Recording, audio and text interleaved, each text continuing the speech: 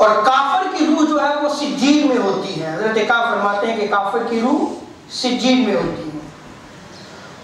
وہ ارواح، وہ روحیں جو سجین والی ہیں، وہ عذاب میں مبتلا ہوتی ہیں.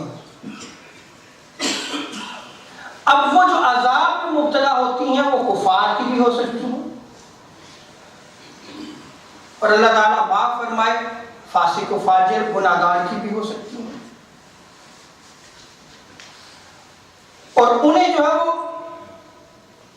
آزاد نہیں کیا جاتا، یعنی وہ ادھر ادھر آ جا نہیں سکتی، انہیں قید کر دیا جاتا ہے اور وہیں انہیں جو ہے وہ عذاب دیا جاتا ہے جو مقام سجین پر فائز ہوتی ہیں. اور جو ارواح آزاد ہیں وہ مومنین کی ارواح ہیں، وہ ایک دوسرے کے ساتھ ملتی ہیں. حتیٰ کہ جو دنیا میں ان کے ساتھ واقعات حادثات پیش آتے ہیں، جو دنیا میں جو انہوں نے زندگی گزاری اس کا وہ ذکر کرتے ہیں، باہم بیٹھتے ہیں، گفتگو کرتے ہیں اور اس کا ذکر کرتے ہیں، بات چیت ہوتی ہے.